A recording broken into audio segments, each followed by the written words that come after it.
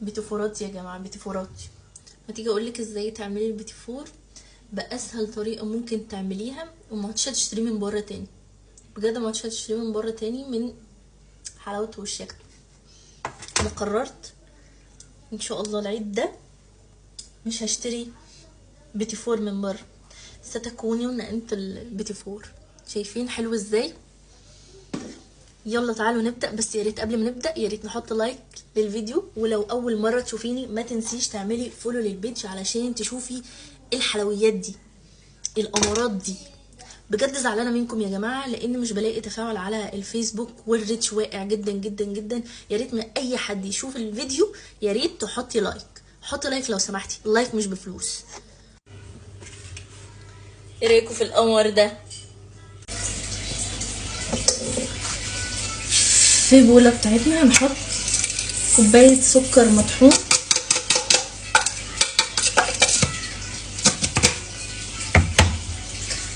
وكوبايه زبده بدرجه حراره المطبخ. ناس كتيره بيسالوني يقولوا لي درجه حراره ايه؟ درجه حراره الغرفه دي؟ درجه حراره الغرفه درجه حراره المطبخ يا جماعه. ايه؟ فانيليا سايله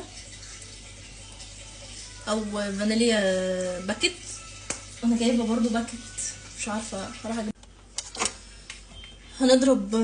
هنضرب الزبده والسكر والفانيليا كلهم مع بعض لحد ما قوامها يبقى هش كده وابيض، وقوامها هيكون فاتح. يلا تعالوا نشوف. نحط برضو ضرب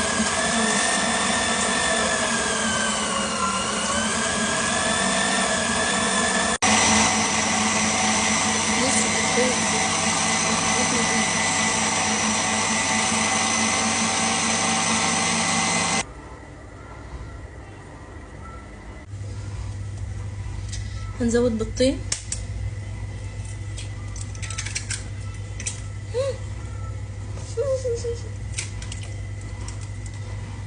ومعلقتين لبن، 3/4 كوبايه من النشا،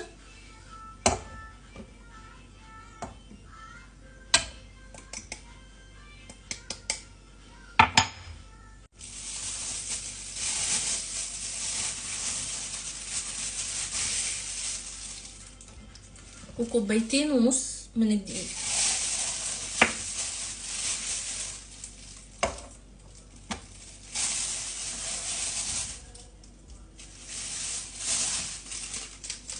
عليهم معلقه من بيكنج باودر او كيك شيف، معلقه كبيره، وذره ملح. تعالوا نضرب. ده قوام البيتي فور لما بنعمله. تمام، احنا يا دوبك هنقلبه تقلبتين بس كده علشان نشوف واو، انتوا شايفين عامل ازاي؟ هو بس هياخد كمان يعني معلقتين دي كمان. تمام، وهيبقى خطير خطير بجد.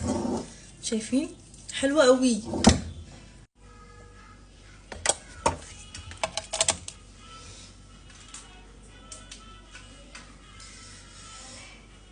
تعالوا بقى شوفوا. هنستخدم البلبلة دي. تمام، وعلشان تعرفوا تتحكموا بقى وانتوا بتحطوا البتاع ده، العجينة تحطوها في شفشق زي ده كده وتنزلوا بالعجينة. تعالوا بقى يلا نعمل البيتي فورات بتاعتنا بقى في الصينية بتاعتنا، في صينية الخبز بتاعتنا دي الصينية بتاعت الفرن بتاعي بقى 8 سنين عندي يا جماعة، يعني ما حدش يتريق عليها يعني. شايفين طلعنا بقى الوردات كده، كان شكلهم قمر بجد يعني، وهم لسه عاجين كده. انا كنت مبسوطة بيهم انبساط بجد مش طبيعي. تضغطي كده، شايفين اصلا العجينة عاملة معاكي ازاي؟ طرية جدا يعني، مش صعبة ان انت تضغطيها في الكيس الحلواني. تعالوا نعمل شكل تاني، وده شكل البيتي فور اللي بيبقى طويل شوية. جماعة شجعوني واعرفوا ان انا يعني هيطلع مني حاجات اكتر من كده، بس بالتشجيع. انتوا مش بتشجعوني والله. وانا زعلانه منكم بصراحه يعني، لان الريتش واقع جدا جدا جدا جدا. فيا ريت يعني يا ريت تشجيع بحماس. ادي اهو هندخلهم بقى الفرن. ايه رايكم في القمر ده؟ يلا ندخلها على الفرن على الرف اللي في النص على درجه حراره 180 لمده من 10 ل 12 دقيقه. تمام. ادي بعد ما طلع معانا حطينا ما بين كل واحده وواحده فراوله، مربى فراوله من 3 كوبايات دقيق. عملنا دول 3 كوبايات دقيق، عملنا دول وعملنا دول. يعني حاجه ما شاء الله بجد. شايفين بذمتك انت مش بتشتري كده من بره؟ مش بتشتري كده؟ مش بتروحي تشتري دي كده صح ولا لا؟ يلا بسرعه حطي لايك يلا يا جماعه، ونصلي على الرسول في الكومنتات. اللهم صل وسلم وبارك على سيدنا محمد وعلى اله وصحبه اجمعين. بتفور الشوكليت بقى، شايفين حاجه كده بتدوب ذوبان، والله العظيم بتدوب ذوبان حرفيا. بذمتكم حد بيعمل بتفور قمر وصغنطوط كده؟ غير لو بتعمليه كده حطيلي صوره تحت في الفيديوهات.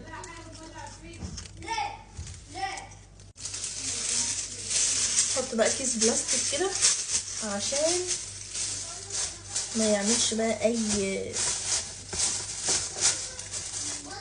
عشان البيتفور بتاعنا يفضل زي ما هو بقى مقرمش كده ومحرمش زي ما انتم شايفين. حاجه كده يعني ما شاء الله ما شاء الله ما شاء الله. الله اكبر الله اكبر الله اكبر بجد. نحط بقى فوق اسمه ايه، هنحط فوق ده الساده، هنحط فوق بقى اللي بالشوكولاته.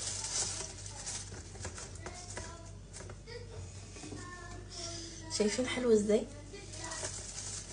بجد حاجه يعني ما شاء الله بجد بجد بجد. انا مش بشكر في نفسي بس هو بجد حلو بجد يعني.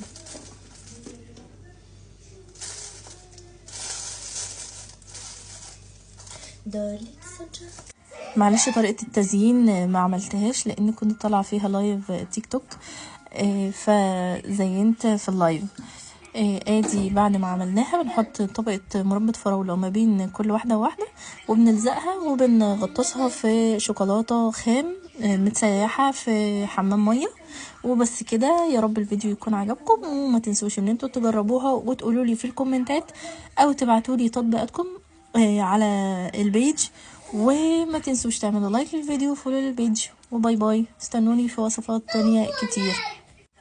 عايزه اقول لكم ان اي حد لازم يشوف الفيديو ده لازم يحط لايك للفيديو علشان